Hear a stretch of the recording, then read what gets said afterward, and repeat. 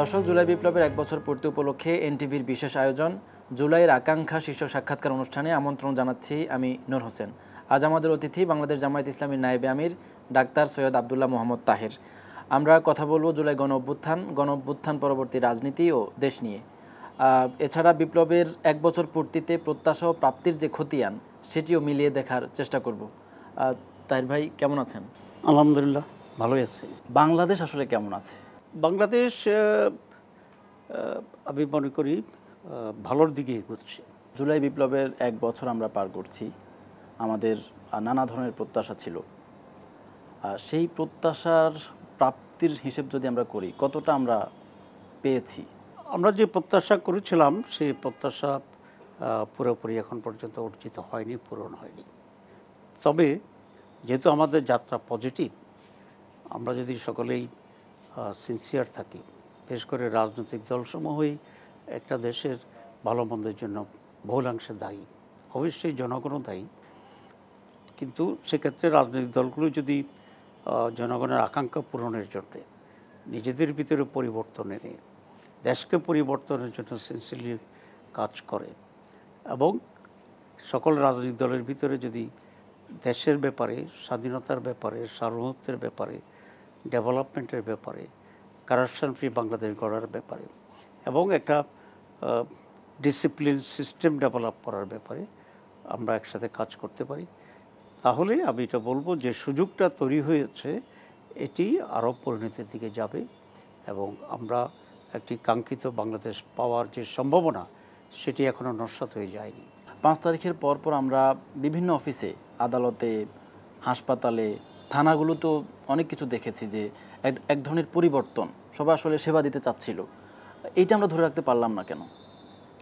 না, এটা আমরা একেবারেই ধরে রাখতে পারি না, আমি এটা সাথে পুরোপুরি একমত নই। তবে কিছুটা ব্যর্থ হয়তো এখানে ঘটেছে।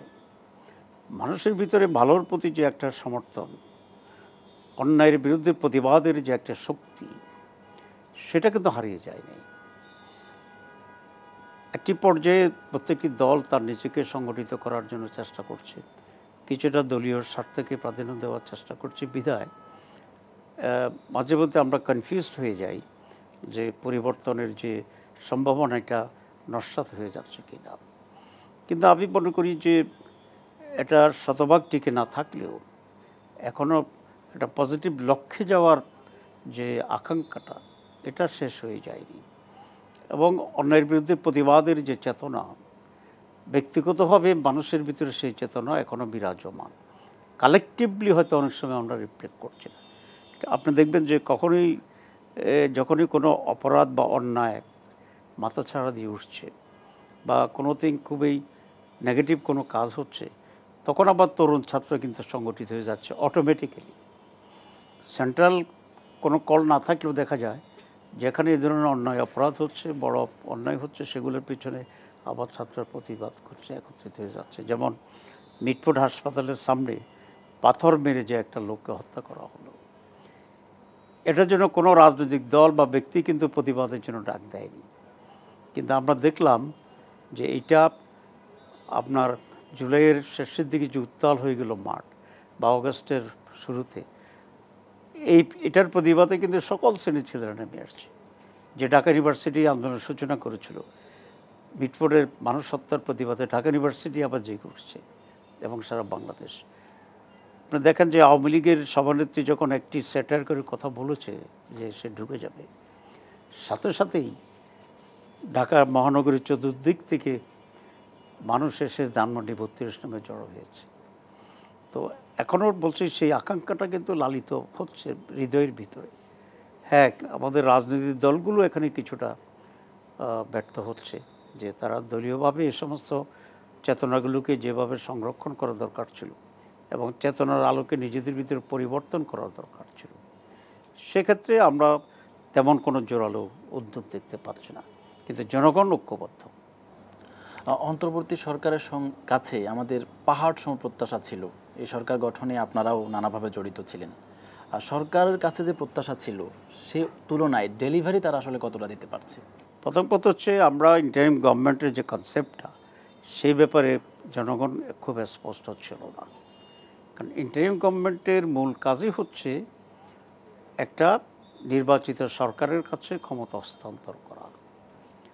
কিন্তু আমরা সকলেই মনে করেছি এই ইন্টারিম গভর্নমেন্ট এই দেশে ডেমোক্রেসি দিয়ে দেবে, এরাই করাপশন ফ্রি বাংলাদেশ গড়িয়ে ফেলবে, এরাই অনেক অসঙ্গতিকে দূর করে দেবে এবং নতুন নতুনভাবে বাংলাদেশের মানুষের জন্য চাকরির ক্ষেত্র তৈরি করবে, ইকোনমিকে আপলিফ্ট করে দেবে।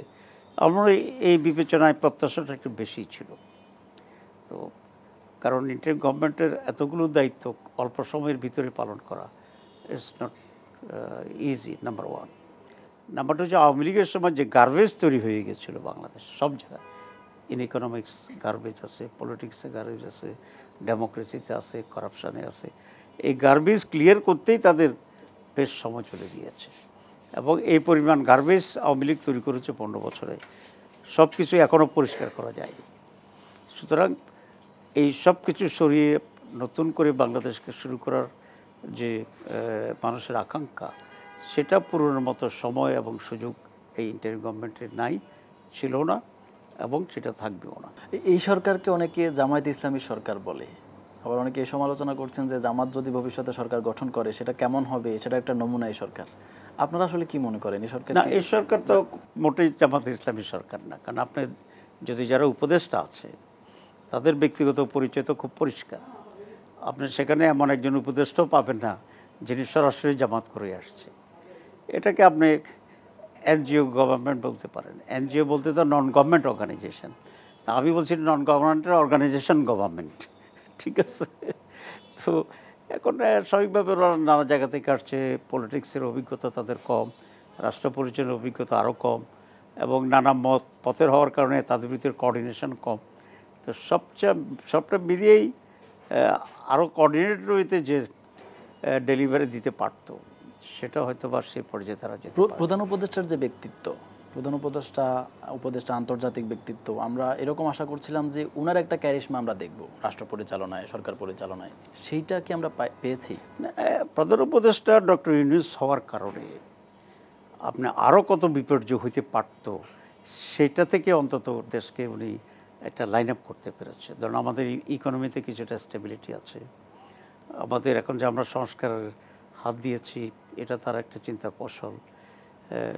তো সবটা মিলে মানে এত বড় বিপর্যয়ের 15 বছরের পর এটাকে রেল লাইনের উপরে দাঁড় করিয়ে রাখা এবং পরিচালনা করাটা, এটা কিন্তু ওনার ক্যারিশমাতেই সম্ভব হয়েছে। বিদেশের অ্যাকসেপ্টেন্স হয়েছে, রিকগনিশন হয়েছে, লোন রিকভারি হচ্ছে, নতুন করে লোন পাওয়া যাচ্ছে, মানুষ আস্থার কারণে আপনার এখানে রিমিটেন্স পাঠাচ্ছে, সেই রিমিটেন্সের কারণে আমাদের ইকোনমিতে একটা বিরাট কন্ট্রিবিউশন তৈরি হচ্ছে।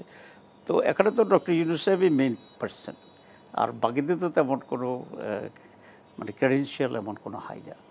তো এই জন্য আমি মনে করি ওনার মতো ব্যক্তিত্বের কারণেই দেশটা এখন স্টেবল আছে এবং আমরা একটা সুষ্ঠু নির্বাচনের মাধ্যমে ট্রানজিশন করতে পারবো বলে স্মুথলি, এটা আমরা আশা করি। আপনি যদি বাংলাদেশ হিস্ট্রি দেখেন তো বাংলাদেশের প্রথম প্রেসিডেন্ট নর্মাল বিদায় হয় নাই, সেকেন্ড প্রেসিডেন্ট নর্মাল বিদায় হয়নি, প্রায় গভর্নমেন্ট নর্মালি বিদায় হয়নি, একটা অ্যাবনর্মালিটির মাধ্যমে হয়েছে। তো আমরা আশা করি এই সরকারটা রেগুলার নর্মালি বিধি নিয়ে একটা ইলেক্টেড গভর্নমেন্টের কাছে ক্ষমতা হস্তান্তর করতে পারবে বলে আমি মনে করছি। আচ্ছা, আপনি শুরু থেকে ঐকমত্য কমিশনের আলোচনায় ছিলেন। ঐকমত্য কমিশন আলোচনা প্রায় দ্বিতীয় ভাগের যে আলোচনা সেটাও শেষ হয়েছে, মোটামুটি শেষ বলা চলে। এই আলোচনার থেকে জাতি আসলে কিছু কি পেয়েছে? অনেকে বলে যে শুধু নেতাদের খাওয়া দাওয়া ছাড়া আমাদের আসলে কোনো অর্জন নাই। এই ঐকমত্য কমিশন অনেকগুলো পজিটিভ কাজ করতে পারছে। প্রথম কথা হচ্ছে বাংলাদেশের ক্রিয়াশীল সকল রাজনৈতিক দলকে একসাথে এনে পারস্পরিক যে আলোচনায় অংশগ্রহণ করতে পারছে, এটা রাজনৈতিক সংস্কৃতিতে একটা বিরাট অর্জন, আমি এটা বলব। 2 নম্বর হচ্ছে কতিপয় সংস্কারের ব্যাপারে তারা প্রস্তাবনা আনছেন এবং আমরা প্রত্যেকটা দলের এসব ক্ষেত্রে তাদের সেন্টিমেন্ট কী, তাদের দৃষ্টিভঙ্গি কী, এটা আমরা জানতে পেরেছি। 3 নম্বর হচ্ছে কতগুলো মৌলিক বিষয়ে আমরা ঐকমত্যে আসতে পৌঁছেছি। এখানে শতভাগ একমত না হলেও 80% 90% জায়গায় একমত হয়েছে এবং সেই হিসেবে সিদ্ধান্ত নেওয়া হয়েছে। এই সব কিছু আমি মনে করি ঐকমত্য কমিশনের বড় ধরনের একটা অ্যাচিভমেন্ট। কিন্তু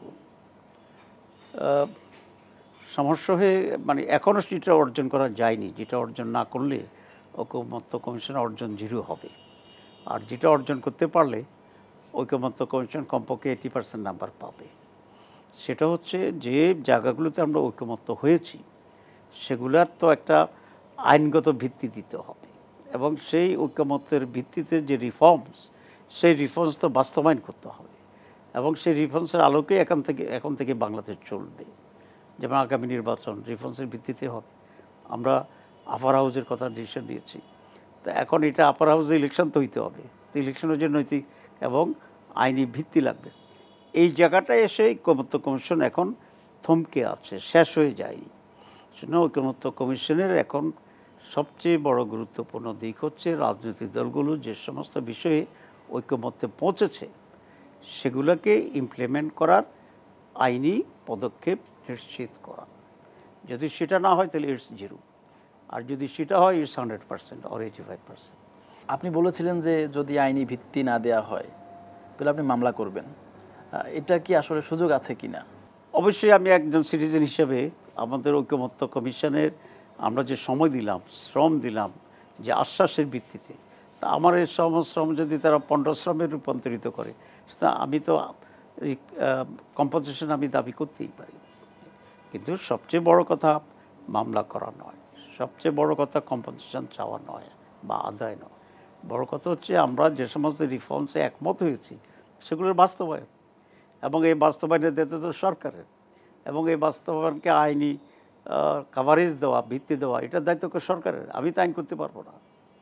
এবং ঐকমত্য কমিশনের 1-2টা দল ছাড়া আমরা সকলেই একমত যে এটাকে একটা লিগ্যাল বেসিস দিয়া এটা ইমপ্লিমেন্ট করতে হবে, এবং এটা এই সরকারকেই করতে হবে। কেউ কেউ যেটা বলছেন যে আমরা ক্ষমতায় গেলে করব, তো ওনারা ক্ষমতায় গেলে করবেন, এটা তো একটা আশ্বাস। তা আশ্বাসের জন্য তো আমরা এতদিন এখানে বসে কথাবার্তা বলি নাই, ঠিক আছে? এখন প্রশ্ন হচ্ছে তাদের প্রতি আস্থা নাই, বা কাদের প্রতি কারা যাবে ক্ষমতায়, এটা তো ঠিক হয় নাই। যদি আমরা দেখতাম যে মিস্টার এ যাচ্ছে, তখন সে বলতে পারতো ভাই আমার প্রতি কি আস্থা নাই, তখন আমি একটা জবাব দিতে পারতাম আছে বা নাই। কিন্তু কে যাবে খবর নাই, তাহলে বাতাসের উপর আস্থা, হাওয়ার উপর আস্থা, কাল্পনিক কিছুর উপর আস্থা, তো এগুলো একেবারেই একটা অবিবেচনাপ্রসূত শিশুসুলভ একজন আচরণ। পিয়ার পদ্ধতি নিয়ে আপনারা অনেকদিন ধরেই সরব, উচ্চকক্ষ এবং নিম্নকক্ষ দুটোতেই চাচ্ছেন। কেউ কেউ বলছে এটা যতটা না সরকারের জন্য, রাষ্ট্রের জন্য, এর চেয়ে বেশি নির্বাচনটাকে পেছানোর একটা ষড়যন্ত্র। আসলে কি এটা? আসলেই আমরা পিয়ার পদ্ধতি চাচ্ছি জনগণের জন্য, কারণ বাংলাদেশের 54 বছরের ট্রেডিশনাল কনস্টিটিউশন ওয়াইজ নির্বাচনের অভিজ্ঞতা হচ্ছে নির্বাচন সুষ্ঠু না হওয়া, কেন্দ্র দখল হয়ে যাওয়া, দিনের ভোট রাতে হয়ে যাওয়া। এগুলো তো আমরাই প্রত্যক্ষ সকলে এক্সপিরিয়েন্স করে আসছি। এটা তো কোনো থিওরিটিক্যাল কথা নয়, এবং এটা কোনো 2000 মাইল দূরের কথাও নয়। প্রত্যেকটা ব্যক্তি বাংলাদেশের এটা অভিজ্ঞতা অর্জন করতে পেরেছে। তো 54 বছর ধরে যেটা ফেল করছে, আমরা নতুন একটা এক্সপেরিমেন্ট করতে চাই যেটা পাস করে। আর পিয়ার পদ্ধতি হচ্ছে অধিকতর প্রতিনিধিত্বমূলক। আপনি 51% পেয়েছেন ভোট, আপনি জিতছেন। আপনি 49% পাইছেন ভোট, আপনি হেরে গেছেন। সেক্ষেত্রে অনেকে বলে হচ্ছে যে সকালে বিএনপি সরকার হবে বাংলাদেশের বাস্তবতায়, বিকেলে জামাতের সরকার হবে, রাতে এনসিপি সরকার হতে পারে। এই আশঙ্কাটা তো থেকে যায়। এটা কি আপনারা? এই আশঙ্কাটা থাকে না, এই আশঙ্কা থাকে না এই জন্য যে এখানে যদি একক পপুলার দল থাকে তাহলে তারা মেজরিটি পাবে, যেটা তুরস্কে আছে। আচ্ছা, কিন্তু আমরা দেখেছি যে একক পপুলার দল না থেকেও 33% ভোট পাইও একজন মেজরিটির চেয়ে বেশি সিট পেয়ে গেছে। তো এটা তো রিয়েল রিপ্রেজেন্টেটিভ না। এইটা বিএনপির ক্ষেত্রে হয়েছে, আওয়ামী লীগের ক্ষেত্রে হয়েছে। কেন হইল? ভোট পাইলেন 33%, আসন পাইলেন 65%। এটার জন্য হয়েছে যে কেন্দ্র দখল করেই সেখানে কাউকে না কাউকে এমপি ঘোষণা দিচ্ছে। এক, আরেকটা হচ্ছে যিনি সেকেন্ড হন তার ভোটের কোনো ভ্যালু থাকছে না, এখানে কাউন্টেড হচ্ছে না। মানুষ যে গ্রামে বলে যে আমার ভোট পৌঁছে গেছে বা ভোট পৌঁছাবো না, এটা এখন বুঝি, তখন বুঝতাম না। আসলে তো যে 49% পেয়ে ফেল করছে তারা যারা ভোট দিয়েছে তো পৌঁছে গেছে। কিন্তু পিয়ার সিস্টেমে পৌঁছার কোনো সিস্টেম নেই, এটা ফুললি প্রিজড। ঠিক আছে, যে আপনি এখানে 49 পাইছেন, আরেক জায়গায় 51 পাইছেন, আরেক জায়গায় আপনি 4 পাইছেন, এখানে 7 পাইছেন। সবটা মিলিয়ে আপনি যা ভোট পাইছেন, which is the real representative of the people, যে দলই হোক তারা, এবং সেটা কাউন্ট হবে। এই জন্য এটা অনেক বেশি ভালো গ্রহণযোগ্য। 2 নম্বর হচ্ছে কেন্দ্র দখল হবে না, কারণ আপনি কেন্দ্র দখল করে কী করবেন? আপনি যে এমপি হবেন তা তো ঠিক নেই। আপনি এখানে ব্ল্যাক মানি থাকবে না। তো এই সব কিছুর সুবিধা এখানে আছে। 1 2 নম্বর হচ্ছে আমার সবচেয়ে বড় আর্গুমেন্ট হচ্ছে যে 54 বছর তো ফেল করলাম ট্রেডিশনালি, তো let us have a new experiment. আমরা পাস করতে বা আমরা একটা ভালো নির্বাচন করার একটা চান্স নেই, একটা এক্সপেরিমেন্ট করি, হোয়াই নট? এটা যদি আরও খারাপ হয় এর পরটাতে বাধ্য। আর যেটা বলে নির্বাচন পিছানোর জন্য, আমি তো মনে করি যারা জনগণের জন্য কল্যাণকর বিষয়গুলোর সাথে একমত হচ্ছে না, তারাই নির্বাচন নিয়ে টালবাহানা করছে, এবং তাদের এই নেগেটিভ ভূমিকার কারণে নির্বাচন পিছিয়ে যাওয়ার আশঙ্কা আছে। যত তাড়াতাড়ি রিফর্মস মেনে নেবে, যত তাড়াতাড়ি জনগণের দাবি মেনে নেবে, ততই তো ইলেকশন হওয়ার সময় এগিয়ে আসবে। তো সুতরাং যারা রিফর্মসকে বাস্তবায়ন করতে দিতে চায় না, তারাই নির্বাচন বিরোধী।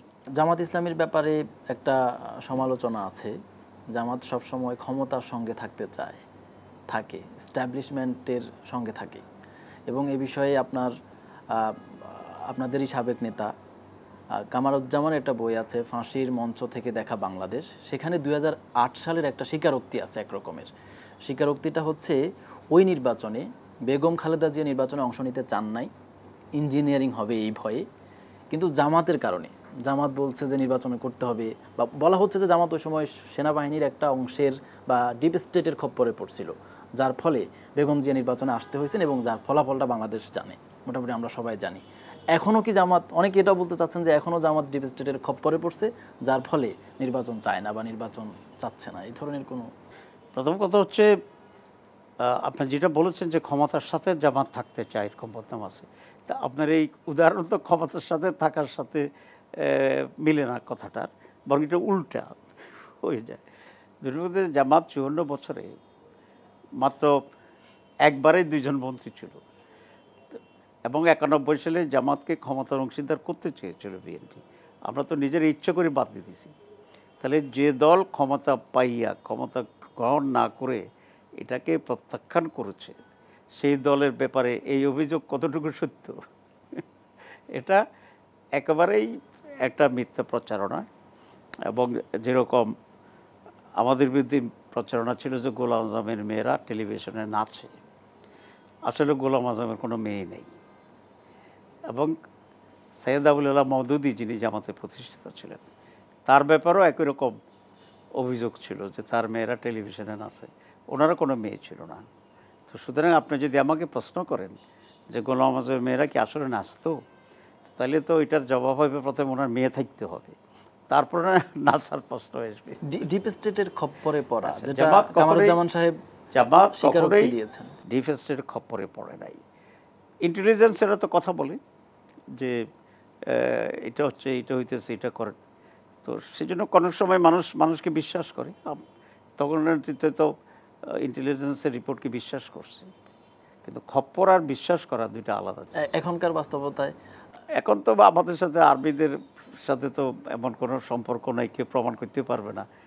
বরং যারা এসব অভিযোগ বেশি করে আমরা খবর পাই যে তাদের সাথে আর্মিতে মিটিং শিটিং হচ্ছে। আগামী নির্বাচন নিয়ে আমরা একটু যদি কথা বলি, প্রধান উপদেষ্টা বলেছেন 25 ফেব্রুয়ারি থেকে 26 ফেব্রুয়ারি থেকে এপ্রিলের মধ্যে নির্বাচন হবে। আদৌ হবে কিনা, কোনো আশঙ্কা আসলে দেখেন কিনা আপনারা? আমি প্রথম মনে করি যে নির্বাচন হওয়া উচিত, কারণ নির্বাচন না হলে দেশের স্থিতিশীলতা ফিরে আসা ডিফিকাল্ট আছে। তা আমি এটাও মনে করি যে নির্বাচন যাতে না হয় এরকম ষড়যন্ত্র আছে, নির্বাচন যাতে হতে না পারে সেরকম ষড়যন্ত্র আছে। এখন ধরেন যারা বলছে যে আমরা পিএ চাচ্ছি, এটা নির্বাচন পিছানোর জন্য ষড়যন্ত্র, তা আমি তো তাদেরকে ষড়যন্ত্র নস্যাৎ করে দেওয়ার সুযোগ আছে যে আপনি পিআর মাইনা ফেলেন, তাহলে তো আর আমরা ষড়যন্ত্র করতে পারলাম না। কিন্তু আপনি যে মানছেন না, এটাকেও কি আমি একটা নির্বাচন পিছনের ষড়যন্ত্র বলবো? আমি তো বলতে পারি। আপনি যে বলছেন যে রিফর্মসে আপনি একমত হয়েছেন কিন্তু আইনি ভিত্তি দিবেন না, এটা পরে হবে, এটা তো একটা ষড়যন্ত্র হইতেই পারে, আমি তো ট্রিট করতে পারি। ঠিক আছে, আপনারা যে বলছেন যে সংবিধানে এগুলো ইনক্লুড করার দরকার নাই, অধ্যাদেশ শুলে ভালো, তো অধ্যাদেশ তো যে কোনো লোক যে কোনো মুহূর্তে যে কোনো গভর্নমেন্ট এটাকে বাতিল করে দিতে পারে। তা আমি যদি এটাও বলি যে যারা সাংবিধানিকভাবে দেশকে স্টেবল করতে চায় না তারা নির্বাচন ভণ্ডুল করতে চায়। তো সেজন্যই আমি মনে করি এসব এই ব্লেম গেইন না করে, একটা তো মেজর দুইটা দল, বা আপনি এনসিপিকে যদি কনসিডার করেন তাহলে 3টি দল, সাইজে তোরা বড় না হইলেও তাদের কন্ট্রিবিউশনে, তারপরে জনগণের ভিতরে তাদের যে পজিশন, তাদের ত্যাগ, সব মিলে আমরা এনসিপিকে একটা বড় দল হিসেবে ট্রিট করার পক্ষে। তো এখন এই 3টা দলকে এক অন্যের ব্লেম গেইন তো করা দরকার নাই। আমরা একসাথে টেবিলে বসতেও পারি, সরকারকে মাইনাস করে আমরা বসতে পারি, ইন্টার পার্টি ডায়লগ আমরা করতে পারি। সেই ইন্টার পার্টি ডায়লগে কার কী কথা আছে আমরা খোলামেলা কথা বলি, দরকার হলে আপনারা লাইভ সাংবাদিকেরাও থাকবে, আমরা ডিসকাস করতে থাকবো। তো তখন তো বোঝা যাবে ষড়যন্ত্রের সাথে কে আছে কে নাই, এটা প্রকাশ হয়ে যাবে। এই জন্য আমি এটা ইনভাইট করি যে আমরা সাংবাদিকদের সামনেই 3টি দল ইন্টার পার্টি ডায়লগ করি, একে অন্যের বিরুদ্ধে কী অভিযোগ অনুযোগ আছে, কার বিরুদ্ধে কার সমস্যা আছে, কী কী ফিল করেন, let us come to discuss very openly, let the nation know this, জানুক। জানার পরে আমরা এক হইয়া আমরা চিফ অ্যাডভাইজারকে বলি যে আমরা 3 দল একমত হয়েছি, এই নিয়ম, এই সিস্টেম, এই তারিখ, এই আমাদের অসুবিধা, এই আইনশৃঙ্খলা পরিস্থিতি, এবং এইভাবে আমরা আশঙ্কা করছি, এবং সেই হিসাবে আমরা একটা নির্বাচনের জন্য ঐকমত্য পোষণ করি। নির্বাচন যদি হয়, মানে এই মুহূর্তে নির্বাচনের জন্য জামাত কতটা প্রস্তুত? অনেকে জামাতকে 3 আসনের রাজনৈতিক দল, 4টি আসন পাবে, সর্বোচ্চ 10টি আসন পাবে এরকম বলে। আপনি দীর্ঘদিন ধরে রাজনীতি করেন এবং একই সঙ্গে দেশের রাজনীতির অবজারভারও। আপনার কি মনে হয় এবারের নির্বাচনে, মানে আগামী যে নির্বাচনটি আসছে, সেখানে দাঁড়িপাল্লা ঠিক কতগুলো আসনে জিততে পারে? আমরা আগামী নির্বাচনে 300 আসনেই প্রতিনিধিত্ব করব ইনশাআল্লাহ, এবং সেটা এককভাবে জামাত করবে না। জামাত এবং তার এলিদের নিয়ে সমমনা যারা আছে, এর মাঝে আমাদের সাথে ইসলামপন্থীরা আছে, সেকুলারপন্থীরা আছে, ন্যাশনালিস্টপন্থীরা আছে, এবং এই বিপ্লবের সাথে যারা প্রত্যক্ষভাবে জড়িত তারাও আছে। এই জোটটার রূপরেখাটা আসলে কেমন হবে, সেটা আসলে কি আপনাদের নেতৃত্বে হচ্ছে, না এনসিপির নেতৃত্বে হচ্ছে, নাকি ইসলামী আন্দোলন বাংলাদেশের নেতৃত্বে হচ্ছে? এইটা আমরা এখনো স্পষ্ট হতে পারি না। এখনো তো জোটের কোনো শেপ নেয় নাই। আমরা কাজ করছি, আমরা আইডিয়া ফর্ম করতেছি। না, নাহিদ ইসলাম বলেছেন যে তাদের নেতৃত্বে জোট হতে পারে। নাহিদ ইসলামদের নেতৃত্বে কি আপনারা জোটে যাবেন? এই প্রশ্নের তো যারা বলছে তারা দেবে, এর দায়িত্ব তো আমি নেব না। কিন্তু আমরা যেটা মনে করি যে আমাদের বাংলাদেশপন্থী যারা, তারা মিলেই আমরা একটা আন্ডারস্ট্যান্ডিং করব। এটা ফর্মাল জোট হইতেও পারে, অথবা সিট ডিস্ট্রিবিউশন হইতে পারে, বোঝাপড়া হইতে পারে। আমরা যেটাকে বলছি ওয়ান বক্স পলিসি, আমাদের একই ঘরানার যারা, একই এলি যারা থাকবে, তারা একটা জায়গায় একটা বাক্স থাকবে, আর আমরা সকলেই সেটাকে সাপোর্ট দেব নিজ দলের মতো করি। This is one. সেকেন্ড হচ্ছে জামাত 2টা সিট পাবে না 10টা সিট পাবে, এটা যারা বলছেন তাদেরকে আমি ধন্যবাদ জানাই, কারণ জামাতকে একেবারে 0 বলে নাই। কারণ আপনি যদি কেউ বলতো জামাত 0 সিট পাবে, তাহলে আমি কি তার জরিমানা করতে পারতাম? কারণ আমাদের দেশে মিথ্যা কথা বললে কোনো জরিমানার আইন নেই, সেটা হচ্ছে দেশের সবচেয়ে বড় সমস্যা। আপনারা জানেন যে সিগারেট, প্রকাশ্যে সিগারেট খাওয়ার জন্য 25 টাকার জরিমানার একটা আইন আছে বাংলাদেশে। এটার পরে কিছু সিগারেট খাওয়া বন্ধ হয়ে গেছিল। তো মিথ্যা কথা বলার জন্য প্রতি শব্দে যদি 10 টাকা একটা জরিমানার সিস্টেম থাকতো, তাহলে এরকম ফালতু কথা কম শুনতে পারতেন। কত আসন পেতে পারে জামাত আপনাদের? আমরা মনে করি জনগণ আগামী নির্বাচনে যাকেই যতটা আসন দিয়ে আমরা ততটা আসন পাবো। We believe in fair election. মূল কথা হচ্ছে জামাতের ক্ষমতায় আসার, জামাত একেবারে ফেয়ার ইলেকশন বিশ্বাস করে, এবং সেই ফেয়ার ইলেকশনে জনগণ আমাদেরকে যেটাই রায় দেয় আমরা এটা মাথা পেতে। ক্ষমতায় আসার আশা আপনারা করছেন কিনা, সম্ভাবনা দেখছেন কিনা? প্রত্যেকটা রাজনৈতিক দলই তো ক্ষমতা গিয়ে তার আদর্শ বাস্তবায়নের জন্যই তো রাজনীতি করে। তো সুতরাং আমরা তো সেই আশা করি, সম্ভাবনা তো আমরা অবশ্যই দেখছি। এবার আমরা একটু গণহত্যার বিচারের প্রসঙ্গে আসি। 2024-এ যে গণহত্যাটি হয়েছে সেটির বিচার চলছে, কিছুটা আমরা সেটি এগোতেও দেখেছি। কিন্তু এর আগে আপনাদের পল্টন গণহত্যা, পিলখানার যে হত্যাকাণ্ড, তারপরে শাপলা চত্বরের যে হত্যাকাণ্ড, 2015 সালে এবং 2014 সালে বিস্তৃত আকারে সারা দেশে, 13 সালে যে পরিমাণে গণহত্যা সংঘটিত হয়েছে এবং ২১ সালে মোদি বিরোধী আন্দোলনের সময় যেটা হয়েছে মাদ্রাসা শিক্ষার্থীদের উপর হামলা, এসবের বিচার নিয়ে আলোচনাও নেই, বিচারেরও অগ্রগতি আমরা তেমন একটা দেখছি না।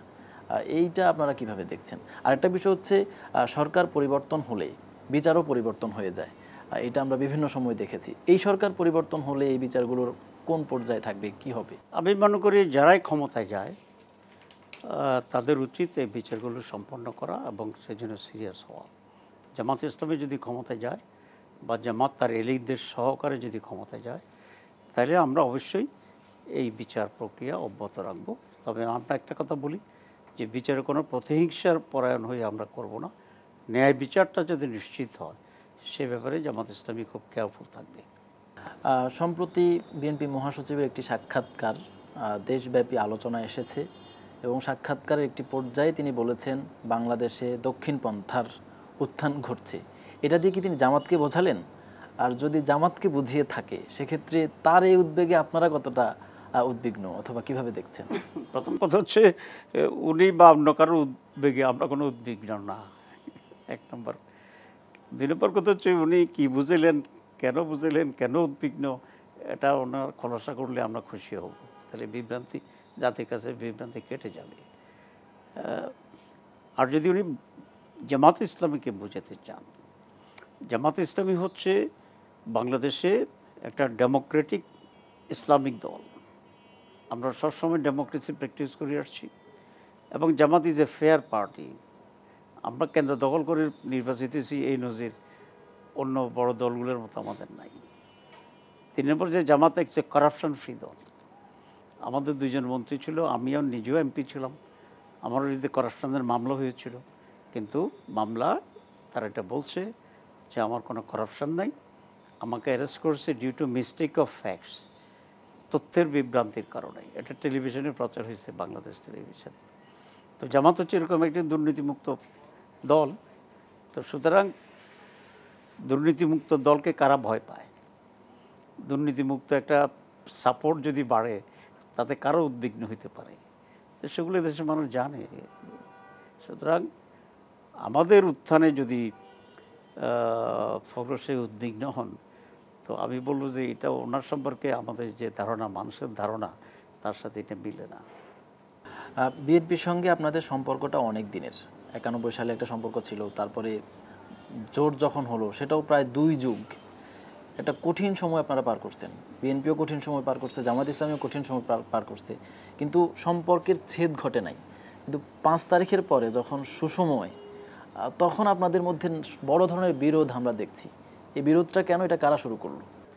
আসলে খুব বড় ধরনের বিরোধ আমি দেখি না, কারণ আমরা তো এখনও মাঝে মাঝে একসাথে বসছি, আগের মতোই আমরা উষ্ণতা অনুভব করি। আর 2 নম্বর হচ্ছে দুর্দিনে পাশে থাকা এক অন্যের, এটা তো খুব গুরুত্বপূর্ণ বিষয়, সুদিনে না থাকলেও। ঠিক আছে, তো আমরা তো বলি যে the friend in need is a friend in deed. তো আমরা যখন বেশি কঠিনে ছিলাম, একসাথে ছিলাম, ওই ফ্রেন্ড, আমি ভেরি গুড।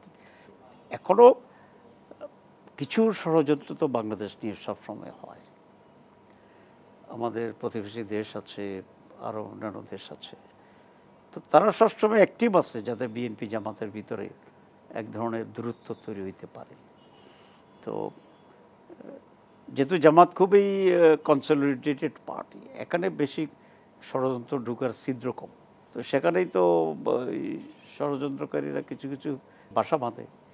মানে ভারতের কারণে বিএনপি এবং জামাতের দূরত্ব তৈরি হচ্ছে বিষয়টা? আমি এরকম মনে করি না, আমি জেনারেলি বলি আর কি, জেনারেলি বলি যে ষড়যন্ত্রকারী তো সব দেশে আছে, সব দলের বিরুদ্ধে আছে। এমন না যে শুধু ইসলামিক দলের বিরুদ্ধে ষড়যন্ত্র, তা না।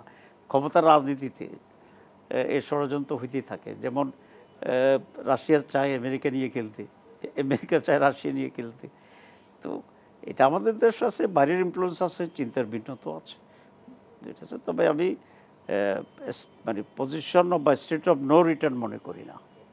আমরা মনে করি আমাদের ভিতরে এখনও আলাপ আলোচনা আছে এবং এটা সময়ের প্রয়োজনে আরও বাড়তেও পারে। আপনাদের মধ্যে যে আলাপ আলোচনা হয় বা আছে, এই বার্তাটা কি তৃণমূলে আছে? তৃণমূলে আছে, মাঝে মধ্যে তো পত্রিকায় আসছে, ছবি আসতেছে আমাদের, আমরা একসাথে কথা বলতেছি, খোশ গল্প না করতেছি। তৃণমূল কি এটা মনে করছে কিনা যে আমাদের মধ্যে একটা ওয়ার্কিং আন্ডারস্ট্যান্ডিং আছে আপনাদের মধ্যে, নাকি তৃণমূলে শত্রু জ্ঞান করা? আমরা যেমনটা লক্ষ্য করছি, আমাদের কাছে যেটি মনে হচ্ছে যে তৃণমূলে একদল আরেক দলকে অনেক বেশি শত্রু জ্ঞান করছে। এটা এটা ভেরি করছে যে যেভাবে বুঝতে পারছে তার সাথে। তবে জামাত যেহেতু ক্ষমতার প্রতিদ্বন্দ্বী এখন বিএনপির, তো সেক্ষেত্রে তো কোনো কোনো জায়গায় এরকম একটি ভাবনা তৈরি হইতে পারে কে কাকে আগে দেবে, কে কাকে পিছাবে। তবে আমি মনে করি এটা রাজনৈতিক দৃষ্টিভঙ্গি থাকাই ভালো। পার্সোনাল কোনো এনিমিটি বা দলে দলে শক্তি প্রয়োগ, এগুলো রাজনীতিতে গ্রহণযোগ্য না, এবং জামাত এটাতে বিশ্বাস করে না। বাংলাদেশের অর্থনীতি দীর্ঘদিন ধরে বঙ্গর অবস্থার মধ্যে আছে। এর মধ্যে যুক্তরাষ্ট্র শুল্ক আরোপ করছে, সেটা নিয়ে গত কয়েকদিন ধরেই আলোচনা হলো। শেষ পর্যায়ে এটা 20% মধ্যে সরকার নিয়ে আসতে পেরেছে। এটাকে কিভাবে দেখছেন? আরেকটা বিষয় হচ্ছে এই শুল্ক কমানোর আলোচনায় যুক্তরাষ্ট্রকে কোন ধরনের সুযোগ সুবিধা দেওয়া হতে পারে? অনেকে অনেক কথা বলছেন। প্রথম কথা হচ্ছে 35 থেকে 20-এ নেমে আসছে, এটা তো কিছুটা পজিটিভ দিক, জন্য গভর্নমেন্টকে আমরা ধন্যবাদও জানিয়েছি। কিন্তু 20%ও বাংলাদেশের জন্য বেশি। আমরা এখন প্রতিযোগিতায় থাকতে পারবো, কিন্তু এক্সট্রা যে বেনিফিটটা আগে ছিল আমাদের একটা প্রায়োরিটি, সেটা নষ্ট হয়ে যাবে। সুতরাং স্টিল ইটস এ হার্ড সংগ্রাম, কঠিন সংগ্রাম এটা। আমি মনে করি গভর্নমেন্ট কন্টিনিউয়াসলি এই পারসুয়েশনটা দরকার, লবি ওয়ার্ক দরকার, যাতে এটাকে আরও ডাউন করা যায়। আর এর ভিতরকার কী কী ষড়যন্ত্র আছে আমরা শুনতেছি আছে, কিন্তু স্পেসিফিকভাবে আমাদের এটা নলেজে নেই, আমরা জানার চেষ্টা করছি। যদি এমন কিছু হয় যে বাংলাদেশ স্বার্থের বিরোধী, আমরা অবশ্যই এটার বিরুদ্ধে প্রতিরোধ করব। আমাদের তরুণরা দীর্ঘদিন ধরে বেকারত্বের একটা সমস্যা বা ঘানি টানছে একরকম। জামাত ইসলামীর আসলে কী ধরনের পরিকল্পনা আছে এই তরুণদেরকে নিয়ে, শিক্ষিত অশিক্ষিত, তাদের কর্মসংস্থানের ব্যবস্থা করা এবং অর্থনীতির মধ্যে এক ধরনের ডাইভার্সিটি নিয়ে আসা? এই ব্যাপারে আপনাদের নিজস্ব কী কী পরিকল্পনা আছে? আসলে আপনি জানেন যে ইসলামী ইকোনমি হচ্ছে একেবারেই একটা গ্রোয়িং ইকোনমি সব জায়গায়। যেমন আমরা যখন ইসলাম ব্যাংক করার উদ্যোগ নিয়েছিলাম, তখনও কিন্তু খুব টিটকারি দেওয়া হয়েছিল, এটা আবার কোন জিনিস, এলিয়েন কিছু মনে হয় আকাশ থেকে আসতেছে। কিন্তু পরে প্রমাণিত হলো যে Islam bank became the number 1 bank of Asia, not in Bangladesh. তো দিস ইজ ওয়ান, কারণ ইসলামী অর্থনীতির একটা প্রধান বৈশিষ্ট্য হচ্ছে সার্কুলেশন। যেমন জাকাত ধরেন, জাকাতে আপনি যদি কোনো জায়গায় টাকা জমা রাখেন তাহলে জাকাত দিতে হয় 2.5%, কিন্তু আপনার কাছে এখন 1 কোটি টাকা আছে, আপনি এটা আরেকটা ইন্ডাস্ট্রি করে ফেললেন, তাহলে ওই 1 কোটির উপরে জাকাত নাই, পুঁজির উপরে। এখন 2 কোটি করলেন, 2 কোটির আপনার আরেকটা ইন্ডাস্ট্রি করলেন, জাকাত নাই আপনার এটার উপরে।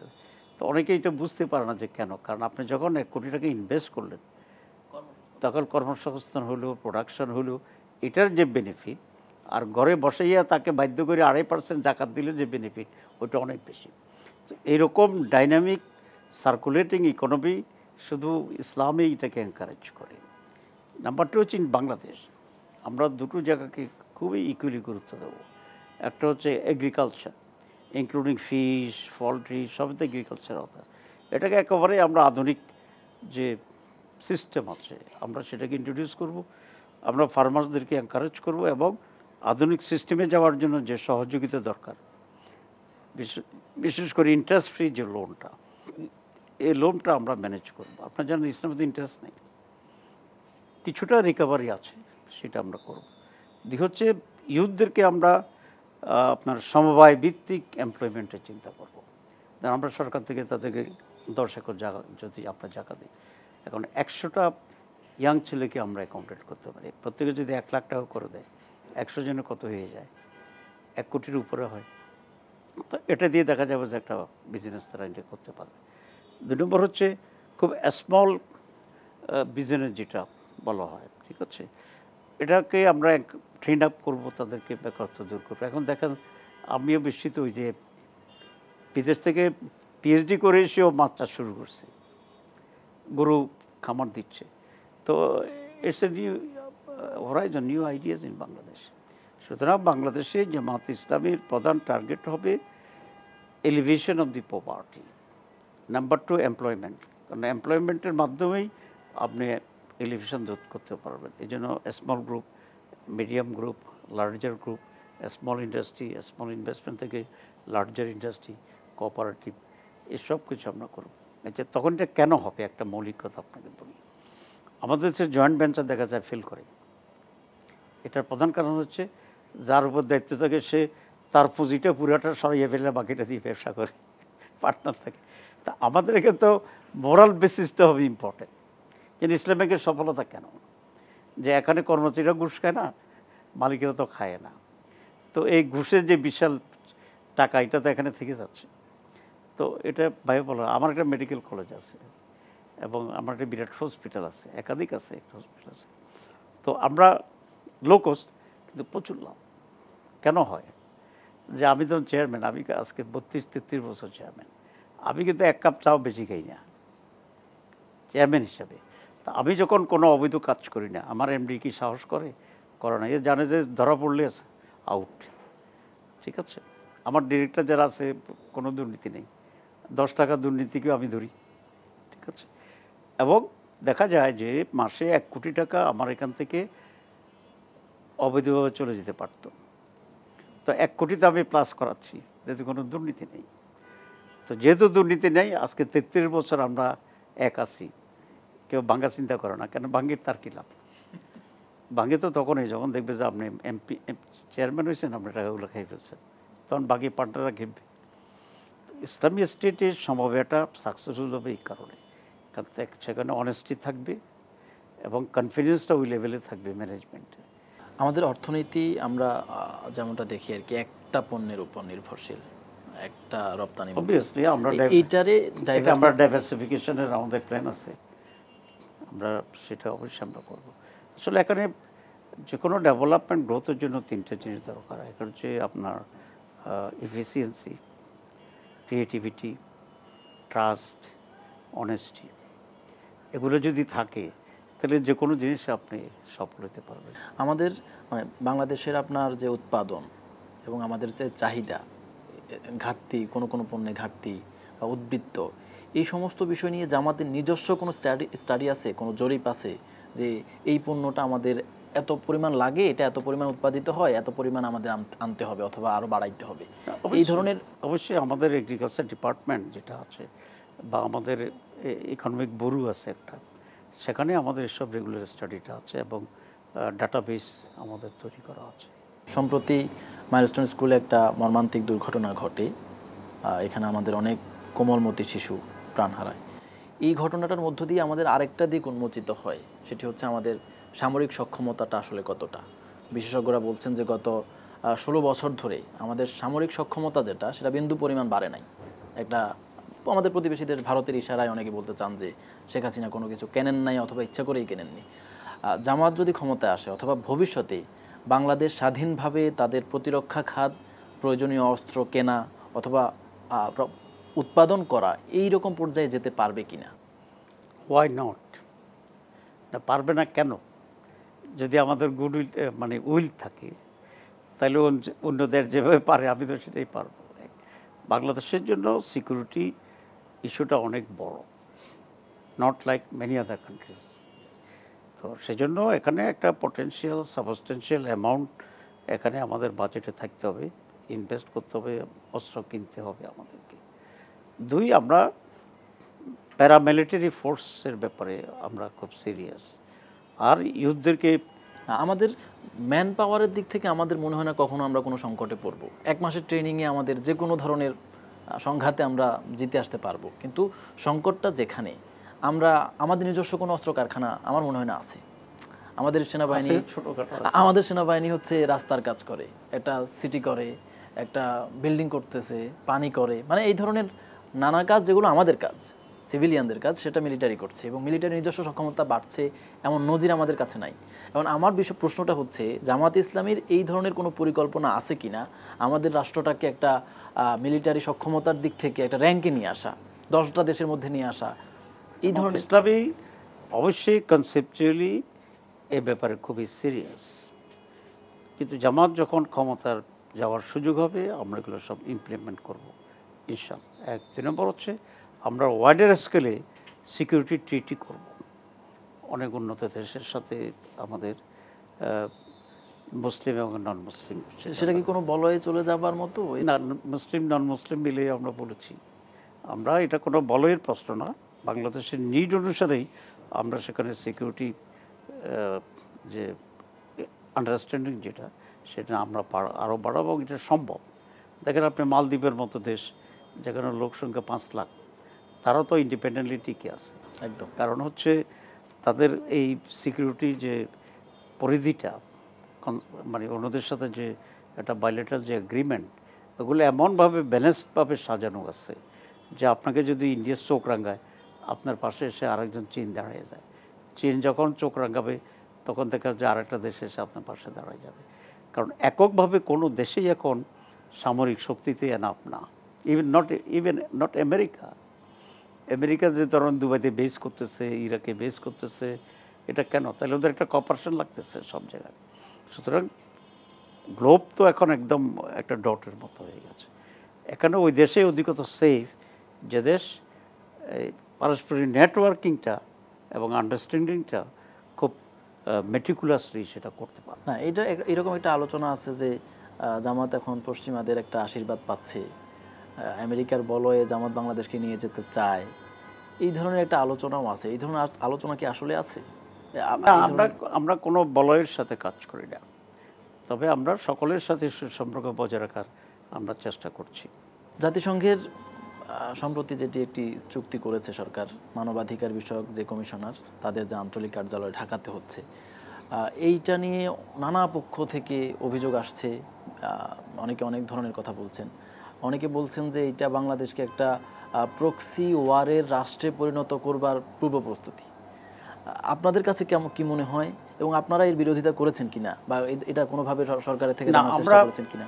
আমরা খুব বিরোধিতা করিনি, আমরা খুব সমর্থন দিইনি। আমরা হচ্ছে ওয়েট অ্যান্ড সি পলিসিতে আসলে এরা কী করছে। কারণ তাদের সাথে আমরা কথা বলেছি, তারা বলেছে যে এটা একটা বেনাইন প্রতিষ্ঠান হবে, বরং বাংলাদেশের উপরে যে জুলুম অত্যাচার হচ্ছে এগুলোর ব্যাপারে তারা হাইলাইট করবে। আমরা যদি গ্র্যাজুয়ালি দেখি তারা ভিন্ন কিছু করছে, আমরা অবশ্যই প্রতিবাদ করব। আমরা একটি সুখী সমৃদ্ধ বাংলাদেশ পাবো কিনা, আপনারা কতটা আশাবাদী? আমরা আশাবাদী, কিন্তু আমি মনে করি সেই জায়গায় পৌঁছার আগে আরও কিছু টার্ময়েল হবে, আরও কিছু উত্থান পতন হবে। কিন্তু যেহেতু এদেশে 18 কোটি মানুষ একটি আদর্শে বিশ্বাস করে, তাদের একটি আকাঙ্ক্ষা আছে, তো টেস্ট অ্যান্ড এররের মাধ্যমে সেই দিকে আমরা যাবো ইনশাআল্লাহ। It may take some time, but আমি খুব কনফিডেন্ট একটি সমৃদ্ধশালী, দুর্নীতিমুক্ত, মানুষের বাসোপযোগী, উন্নত বাংলাদেশ ইনশাআল্লাহ এখানে আমরা পাবো, এবং সেই জন্য আমরা কাজ করছি।